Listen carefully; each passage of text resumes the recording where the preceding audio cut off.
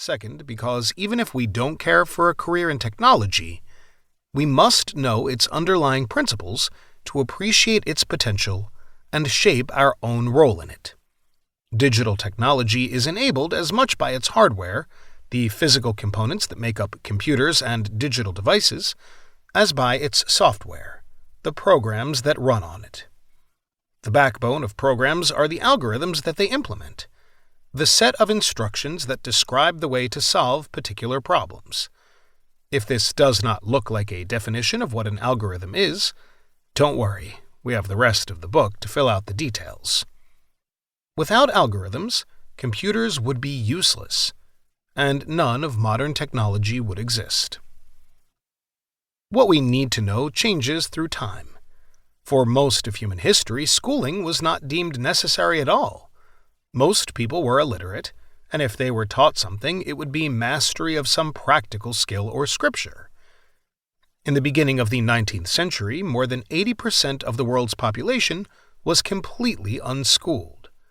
Now, the vast majority has attained several years of school, and it is projected that by the end of the century, the proportion of unschooled people in the world will fall to 0. The years we spend on education have also increased. While in 1940 less than 5% of Americans had a bachelor's degree, by 2015 almost a third of them did. Back in the 19th century, no school would teach molecular biology because nobody knew anything about it. DNA wasn't discovered until well into the 20th century. It now forms part of what we accept as the canon of an educated person's learning. Similarly, even though algorithms were discovered in antiquity, few people troubled with them until the advent of modern computers. The author firmly believes that we have reached a point where algorithms are inside the core of what we consider to be essential knowledge. Unless we know what they are and how they work, we cannot understand what they can do, how they affect us, what to expect from them, what their limits are, and what they require in order to work. In a society that increasingly functions thanks to algorithms, it behooves us as informed citizens to be knowledgeable about them. It is also possible that learning algorithms helps us in another way.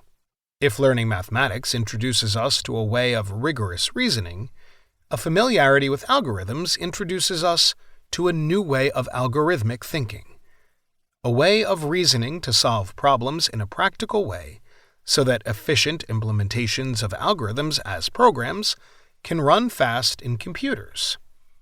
The focus on designing processes that are practical and efficient can be a useful mental tool, even if we are not professional programmers.